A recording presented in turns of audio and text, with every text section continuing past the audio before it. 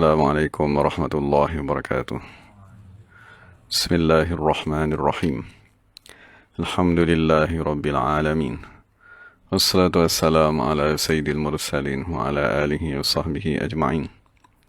رب اشرح لنا صدورنا ويسر لنا أمورنا واحلل عقدة من ألسنتنا يفقهوا أقوالنا، ثبت أقدامنا وتمم تقصيرنا يا ربنا رب العالمين. لا حول ولا قوة إلا بالله العلي العظيم. لا حول ولا قوة إلا بالله. لا حول ولا قوة إلا بالله العلي العظيم. Amma ba'd. Dan Alhamdulillah, kita bersyukur kepada Allah Subhanahu wa Ta'ala kerana dapat sama-sama dalam pengajian tafsir surah Tabarak. Jadi Alhamdulillah kita dah sampai pada ayat ke-18. Allah Subhanahu wa Ta'ala berfirman, Bismillahirrahmanirrahim. وَلَقَدْ كَذَّبَ الَّذِينَ مِنْ قَبْلِهِمْ فَكَيْفَ كَانَ نَكِيرٌ.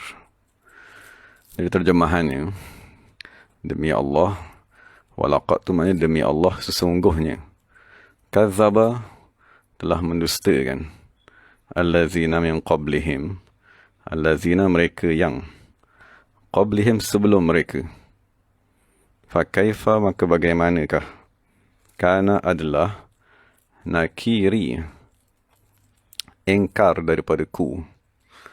Maksud nakiri itu dia sebenarnya ada huruf ya, nakiri, tapi ya tadi di awal dia tidak dinyatakan lah, tapi dia cuma meninggalkan baris bawah saja.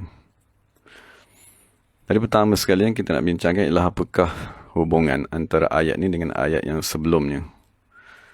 Jadi dalam tafsir dinyatakan, Imam Tawari menyatakan bahawa dalam ayat sebelum ni Allah menceritakan tentang kafir Quraisy yang mendustakan Nabi Muhammad sallallahu alaihi wasallam.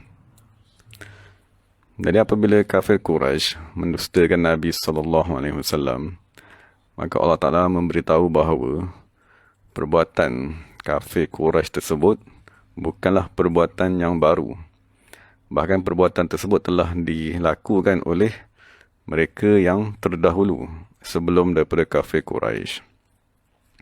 Jadi ingin dinyatakan bahawa perbuatan mendustakan tadi berlaku juga pada umat-umat terdahulu dan diulangi sehinggalah sampai kepada zaman Nabi Muhammad SAW.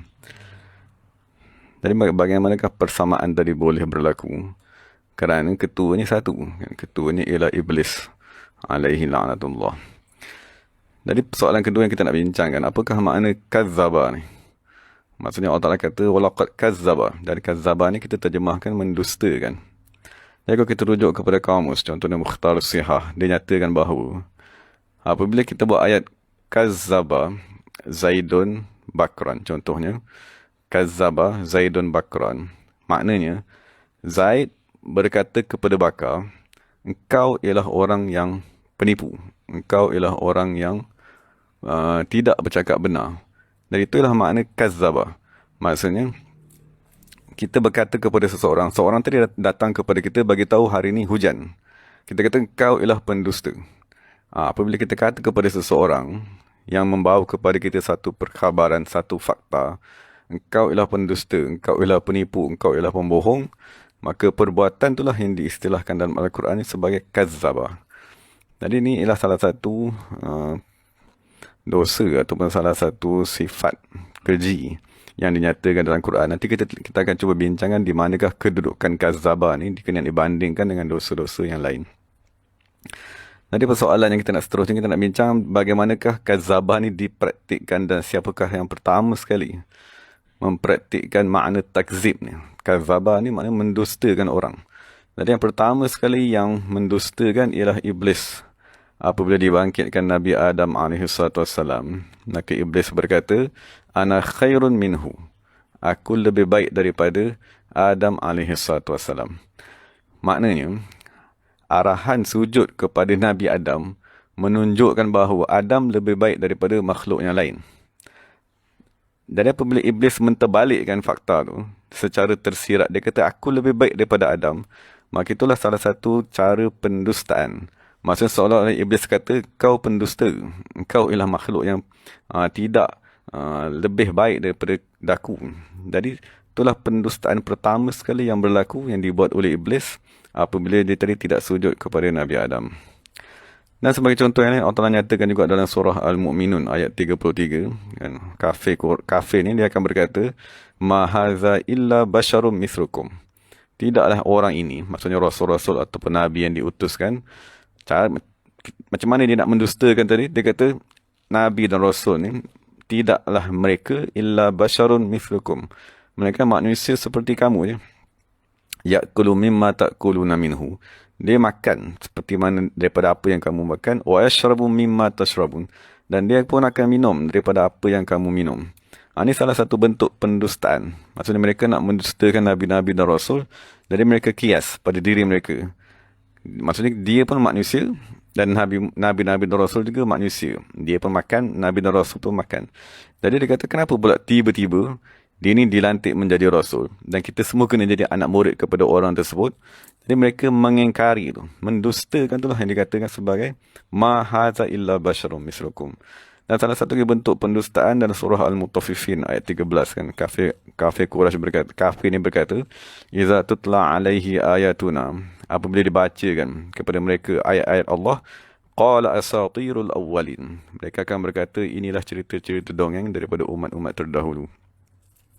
Nah, salah satu bentuk pendustaan ialah dalam surah Sad ayat 4, kan, waqala kafirun, kan, orang kafir berkata hadza sahirun kadzab. Ini betul-betul dia kata ini, maksudnya dia kata kepada Nabi Muhammad SAW ataupun umat kepada nabi-nabi terdahulu, dia akan kata sahirun. Dia ni ialah tukang sihir sebab dia boleh membawa mukjizat, kan, perkara-perkara pelik yang menyalahi adat. Dan kedua, dia terus kata kadzabun, amat penipu, amat pendusta, membawa ajaran yang tidak betul. Dari itulah perbuatan takzib, kan, bagaimanakah takzib itu dipraktikkan oleh orang-orang kafir ni dengan pelbagai ungkapan. Dan sebelum seseorang tadi ditimpa dengan dosa mendustakan ni, jadi apakah mukadimah ataupun dosa-dosa yang sebelum tu yang akan berlaku kepada seseorang tadi sebelum dia mendustakan nabi-nabi dan rasul dan pewaris-pewaris mereka. Jadi dalam tafsir dinyatakan bahawa sebelum seseorang tersampai kepada peringkat mendustakan, dia akan ditimpa dengan asyak wa taraddud. Maksudnya dia akan ditimpa dengan was-was. Betul ke tak betul? Betul ke tak betul? Ini guru ni betul ke tak betul? Ajaran ni betul ke tak betul? Jadi dia akan bermula dengan was-was tadi.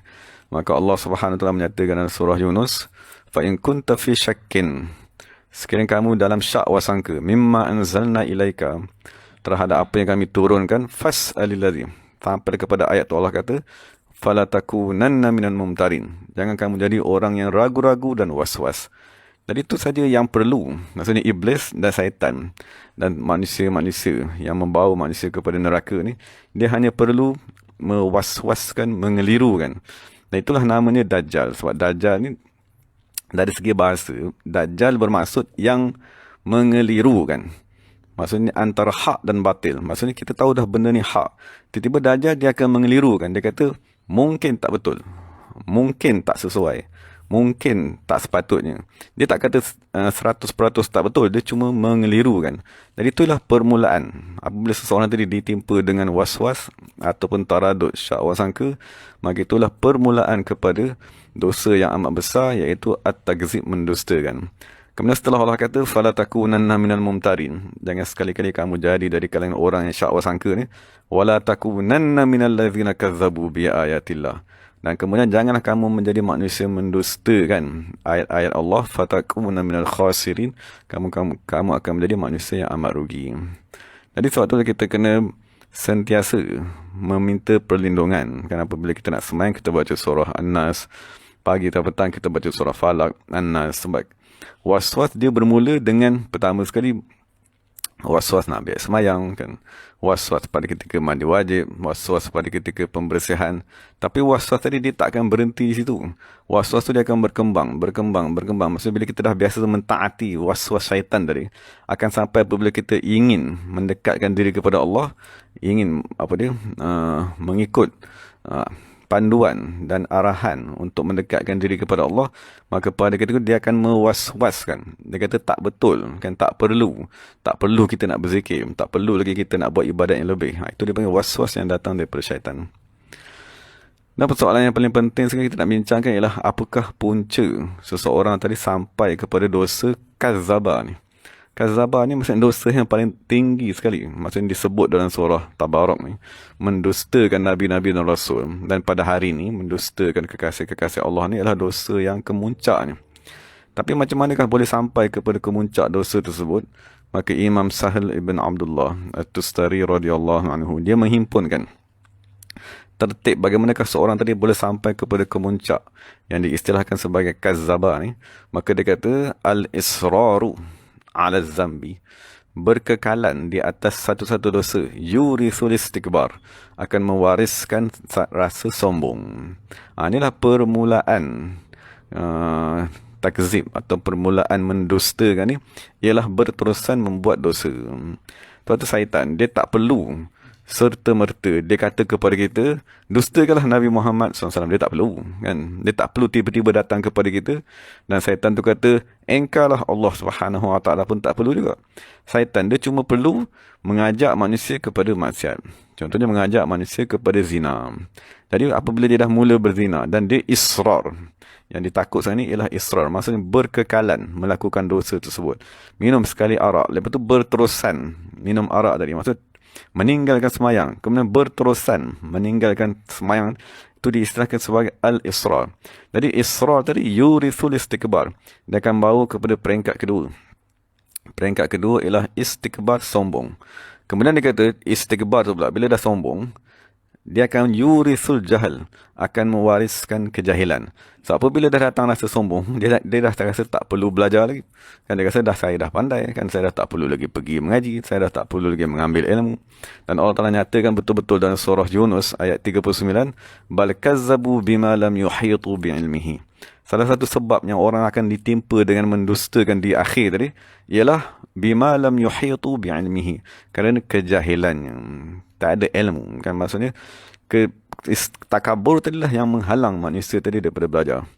Kemudian Imam Sahal juga berkata, wal jahil, maksudnya kejahilan tadi, yurithu takhattiya fil batil, akan mewariskan seseorang tadi terjerumus ke dalam kebatilan.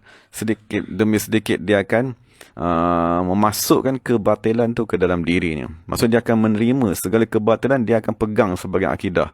Apa saja orang kata semayang tak perlu, dia pun rasa tak perlu. Berzikir tak perlu, dia pun rasa tak perlu. Istighfar tak perlu, semua. Jadi semuanya akan, kebatilan tu dia akan dimasukkan dalam dirinya. Wadzalika, Imam Sahih berkata, wadzalika, kebatilan tadi, apabila kita menerima kebatilan, yurithu qasawatal qalb, akan membawa kepada hati yang keras. Wahya turithul nifaq, kemudian apabila hati manusia tadi dah jadi keras, wahya turithul nifaq, dia akan mewariskan an-nifaq, perangai-perangai munafik tadi, maksudnya berdusta, yang bergaduhan yang berpanjangan, kedegilan, tak ada berzikir seumpamanya. Dan wa nifaqu, dan nifaq tadi, yurithul kufur, akan mewariskan kepada seseorang tadi kekufuran. Dan apabila kita rujuk kepada ayat yang lain, maksudnya sebagaimana Allah Ta'ala nyatakan, afakullama ja'akum rasulun bima la tahwa anfusukum istakbartum. Maksudnya Allah Ta'ala kata, apabila datang rasul-rasul membawa arahan yang tidak disukai oleh nafsu kamu, istakbartum, kamu akan menjadi sombong. Jadi kemuncak tadi, kemuncaknya ialah yang Imam Sahih tadi kata, akan mewariskan kekufuran. Jadi dalam tafsir yang lain, sebagai contoh tafsir Alusi, dia kata al-kufru yurisul hasad, maksudnya kekufuran tadi akan membawa seseorang tadi kepada hasad dengki. Dan Imam Alusi juga berkata, manatut takfiri at-takzib, apabila seorang tadi sampai kepada tahap kekufuran, mengingkari nikmat Allah Subhanahu Wa Taala. Dan kufur ni mana ingkar, kan? Dan ingkar yang paling berat sekali ialah mengingkari utusan Allah Subhanahu Wa Taala. Jadi apabila dah sampai kepada kemuncaknya kekufuran tadi, maka datang penyakit namanya hasad. Kemudian datanglah peringkat ketujuh atau peringkat ke-8, kemuncaknya, iaitu at-takzib. Maksudnya takzib tadi yang Quran kata, fa fariqan kazzabtum, apabila manusia tadi dah mula mengkufuri, dia akan mengingkari, dia akan mendustakan sebahagian daripada kekasih-kekasih Allah, Nabi-Nabi dan Rasul. Dan kemuncaknya lah wa qatlun wa fariqan taqtulun, dan satu kumpulan lagi mereka akan membunuhnya. Jadi kita dapat lihat hari ini ada dua kumpulan musuh Islam ni. Satu, dia akan mendustakan, Jangan kata Imam Ghazali akan membawa ajaran yang tidak betul. Jangan kata imam-imam syekh-syekh tarekat akan membawa ajaran yang tidak betul. Dan satu lagi kumpulan, kan, seperti kumpulan-kumpulan Khawarij, kan, kumpulan yang apa dia, membunuh umat Islam tadi, dia akan membuat kumpulan atas nama jihad, atas nama mengembangkan agama Islam, atas nama menegakkan negara Islam, tapi tersirat di sebalik ini kerja ni ialah membunuh ulama-ulama dan kekasih-kekasih Allah Subhanahu wa taala. Jadi kita nak bincang sekarang ni, kemuncak dosa, kemuncak keingkaran manusia ni ialah at-takzib. Yang dinyatakan dalam ayat ni, walaqad kazzaba tadi, mendustakan nabi-nabi dan rasul. Cuma apakah punca seseorang tadi boleh sampai kepada dosa yang menakutkan ni? Sebab mendustakan ni dia memang amat susah nak patah balik. Kan, maksudnya kalau dah ditimpa dengan mendustakan, maksudnya kalau orang tadi sekiranya hari ini dia kata Nabi Muhammad SAW tidak betul serta bermurtad. Dan begitu juga apabila dia mengingkari kekasih-kekasih Allah, pewaris-pewaris Rasulullah, maka serta-merta hatinya mati. Jadi punca kepada takzib, apabila sampai saja takzib tu, kita tahulah maknanya ada dosa sebelum ni yang dia buat secara berterusan tanpa disedari.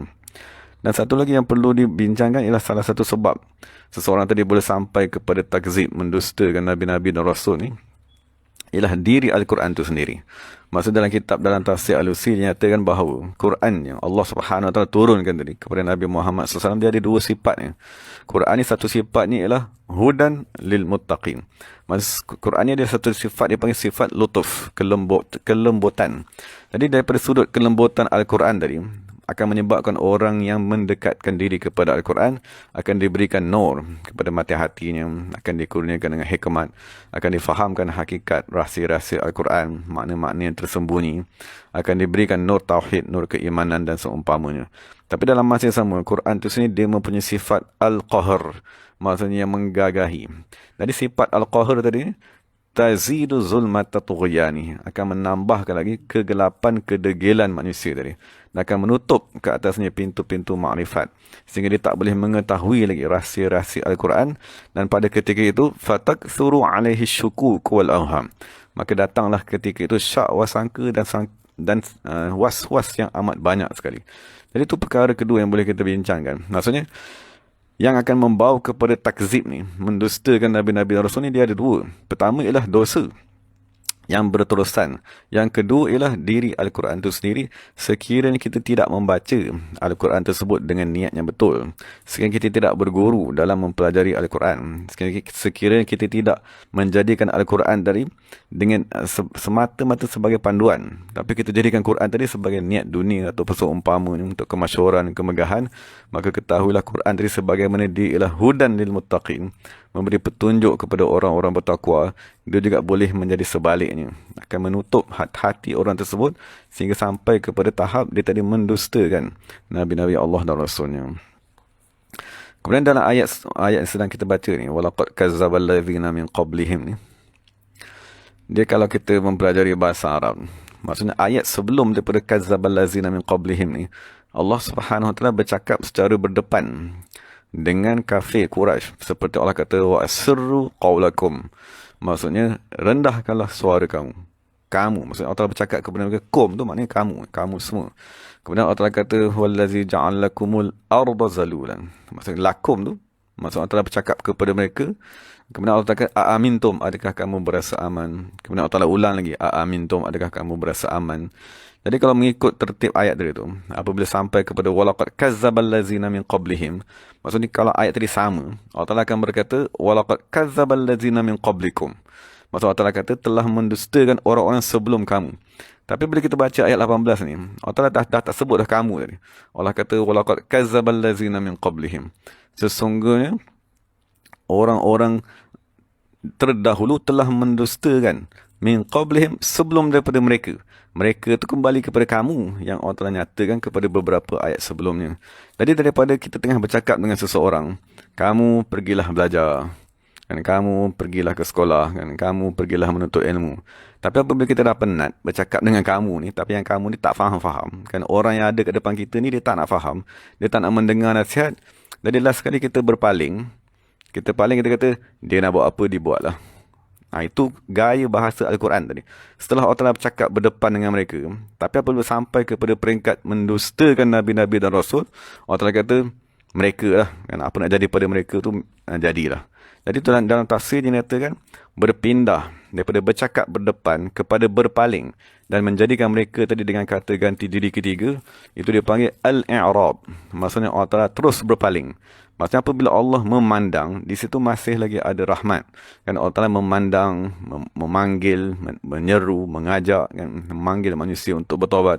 Tapi apabila Allah Ta'ala sudah berpaling, maksudnya Allah Ta'ala tak nak pandang lagi dah, maka di situlah dikhawatiri azab akan turun.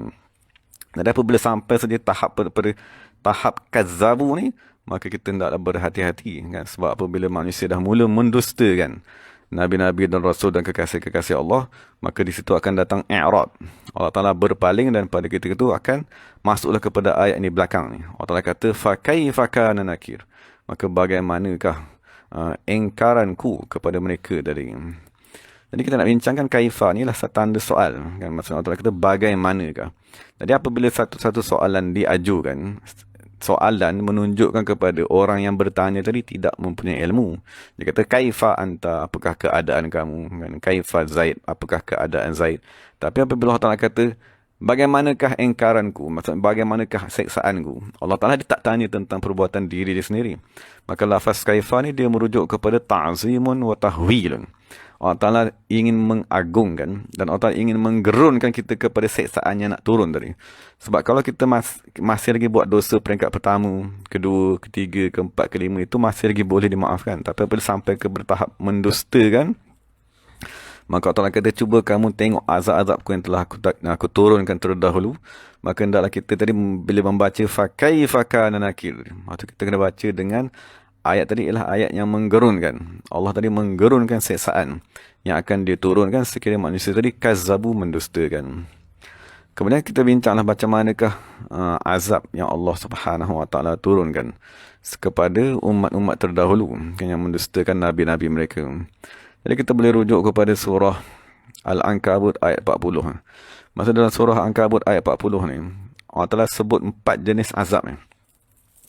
Allah Ta'ala berkata, فَكُلًّا أَخَذْنَا بِذَنْبِهِ. Setiap satu daripada kumpulan-kumpulan tersebut, kami seksa mereka dengan azab secara khusus. فَمِنْهُمْ مَنْ أَرْسَلْنَا عَلَيْهِ حَاصِبًا. Setengah daripada mereka kami utuskan kepada mereka batu-batu, dan setengah riwayat mengatakan angin atau batu daripada api neraka Jahannam. وَمِنْهُمْ مَنْ أَخَذَتْهُمُ الصَّيْحَةُ. Sebahagian daripada mereka ditimpa dengan perkikan, suara yang amat kuat. Wa minhum man khasafna bihil ard. Sebahagian daripada mereka kami terbalikkan bumi. Wa minhum man aghraqna. Sebahagian daripada mereka tadi kami tenggelamkan. Jadi daripada ayat ni Allah Ta'ala nyatakan 4 bentuk azab. Jadi dalam tafsir, maksudnya Imam Alusi berkata, apabila Allah Ta'ala sebut hasiban, jadi dia merujuk kepada seksaan yang Allah Ta'ala turunkan kepada manusia bi'unsurin nar, daripada unsur api. Maksudnya salah satu seksaan. Maksudnya kalau kita tahu kebakaran, itu memang api yang amat nyata. Kan sebagaimana Allah turunkan burung ababil dengan batu daripada api neraka Jahannam. Itu seksaan-seksaan daripada bentuk api. Cuma sekarang ni itulah seksaan kepada umat, kan, seksaan kepada satu-satu kaum. Tapi kita hari ni, maksudnya sekiranya kita mendustakan ataupun kita tadi mula melakukan maksiat sedikit demi sedikit, maka dikhawatiri Allah SWT akan menurunkan azab dalam bentuk api tadi tu. Maksudnya apabila dia turun kepada diri kita, maka dia akan merosakkan badan manusia. Dan daripada sudut sayhah tadi, dia merujuk kepada azab daripada bentuk al-hawa, maksudnya udara. Maksudnya udara yang kita sedut tiap-tiap hari ni dalam pernafasan, udara tu juga dia boleh berubah menjadi seksaan. Kan sebagaimana contohnya apabila Allah Ta'ala sekat, kerana udara tadi daripada masuk kepada otak, maka akan jadilah penyakit stroke. Kan, dan pelbagai lagi jenis penyakit. Dan seterusnya apabila Allah Ta'ala kata kami terbalikkan bumi tadi, maksud di situ Allah Ta'ala isyaratkan kepada seksaan daripada bentuk tanah. Dan tanah ni dah yang membentuk kan sel-sel dalam badan manusia ni. Dan tanah tadi apabila Allah Ta'ala ubah satu-satu tanah daripada satu bentuk kepada bentuk yang lain, maka jadilah penyakit yang amat menakutkan, waliyazubillah, itu penyakit barah kan. Jadi itu salah satu bentuk azab daripada unsur tanah itu sendiri. Dan terakhir sekali Allah Ta'ala kata, aku seksa mereka dengan air.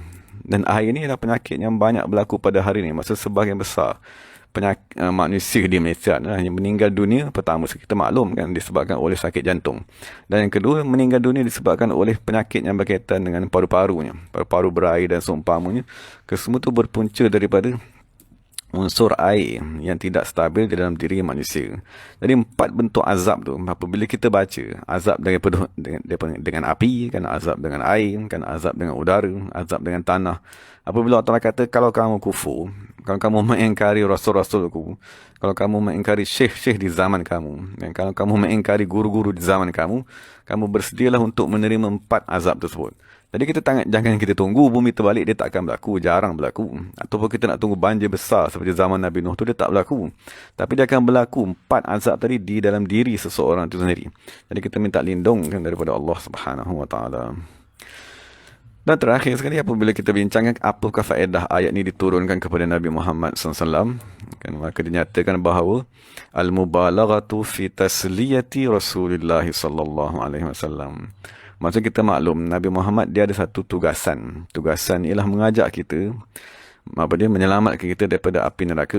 Tapi dalam masa sama ada manusia-manusia yang ingkar, kan, ada manusia-manusia yang mendustakan Nabi Muhammad SAW. Maka Allah kata tak apa. Sesungguhnya sekiranya mereka mendustakan, aku akan menurunkan azab kepada mereka. Itu dipanggil sebagai tasliyah. Maksudnya menenangkan Nabi Muhammad SAW, menggembirakan Nabi SAW. Dan yang kedua ni ialah wa tasydidut tahdid. Maksudnya Allah Ta'ala mengancam, mengugut dengan amat kuat liqaumihi, kepada kaum yang mendustakan Nabi-Nabi tersebut. Maksudnya kita maklum, utusan Rasul di setiap zaman, dia ialah nikmat yang amat besar sekiranya kita mengikut Rasul tersebut. Tapi sekiranya kita engkari, maka dia akan jadi sebaliknya. Dia akan jadi punca kepada azab yang amat menakutkan. Jadi itulah yang dinyatakan dalam tafsir ini, wa ma arsalnaka illa rahmatan. Kerana Nabi tadi dia ialah pembawa rahmat. Jadi kita kena menerima dan kita wajib mengikut, kita wajib mentaati. Dan sekiranya sebalik ini, dia akan menjadi sumber kepada seksaan. Jadi terakhir sekali ialah bagaimanakah kita nak memahami faedah ayat ini pada hari ini.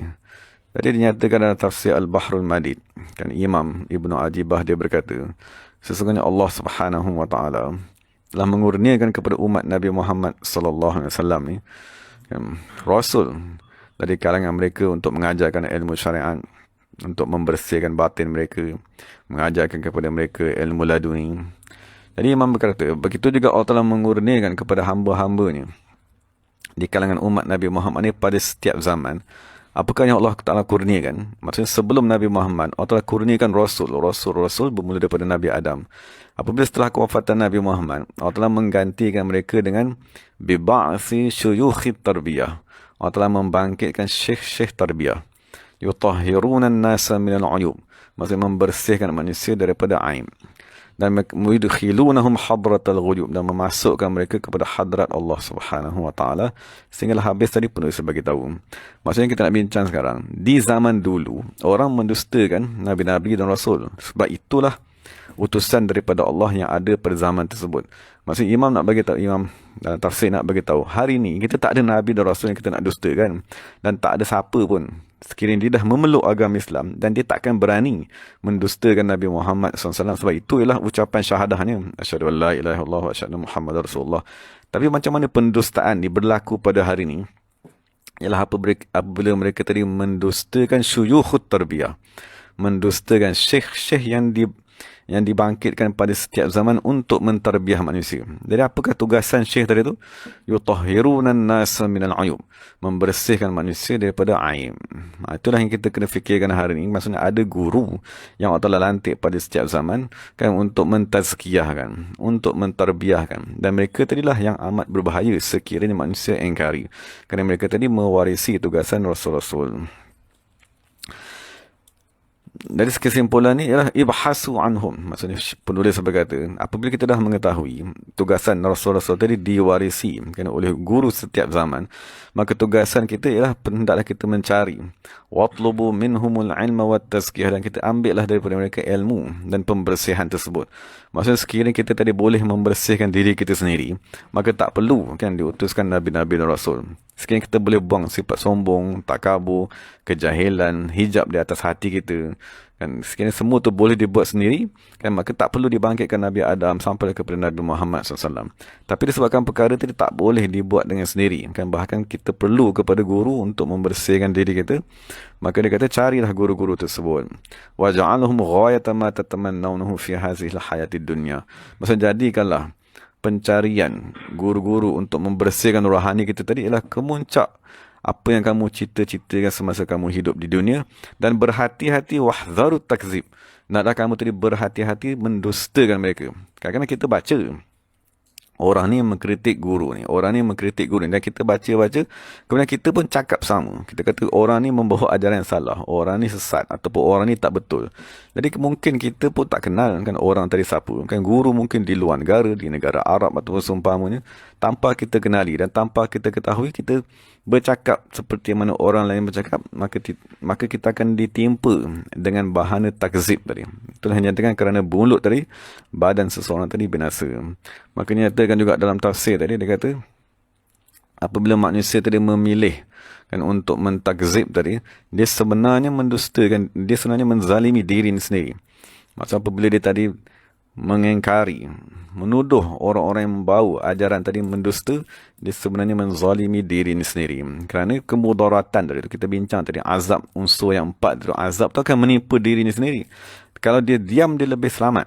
Kan maksudnya kalau dia diam, maka dia akan mati dalam keadaan manusia awam. Tapi sekiranya dia mengingkari, maka dia khawatiri dia akan masuk di bawah lafaz maghdub alaihim, orang yang dimurkai oleh Allah Subhanahu wa taala. Jadi itu beberapa persoalan lah yang kita boleh bincangkan daripada ayat ke-18 surah Tabarak ni. Yang kesimpulan ni ialah hendaklah kita mengetahui ada sekumpulan manusia yang diutuskan oleh Allah Subhanahu wa taala pada setiap zaman, dan jangan sekali-kali kita terjebak di dalam dosa at-takzib, mendustakan mereka. Sekiranya kita diam dan kita lihat daripada jauh tu lebih selamat kan daripada kita mendustakan kerana mengikut kan manusia-manusia yang dipimpin ataupun ditipu daya oleh syaitan untuk menyesatkan manusia. Jadi itulah beberapa persoalan yang kita boleh bincangkan. Moga-moga Allah Ta'ala memberi kefahaman kepada kita semua. Jadi segala yang baik itu daripada Allah Ta'ala, segala salah silap itu daripada diri saya sendiri. Wa aqulu qawli hadza wa astaghfirullahalazim li wa lakum wa lisa'il muslimin wal muslimat. Bismillahirrahmanirrahim. Alhamdulillahi Rabbil Alamin. Wassalatu wassalamu ala sayyidil mursalin wa ala alihi wa sahbihi ajma'in. Rabbana zalamna anfusana wa illam taghfir lana wa tarhamna lanakunanna minal khasirin. Allahumma ahfaz shaykhana wa murshidana wa qurrata a'yunina wa salina sayyidil sawahabin al-hasan al-husaini. Allahumma zawsiyatan wa afiyatan wa salamatan wa afatan da'ima. Rabbana zalamna anfusana wa illam taghfir lana wa tarhamna lanakunanna minal khasirin. Atina fid dunya hasanah wa fil akhirati hasanah wa qina azabannar. Walhamdulillahi rabbil alamin.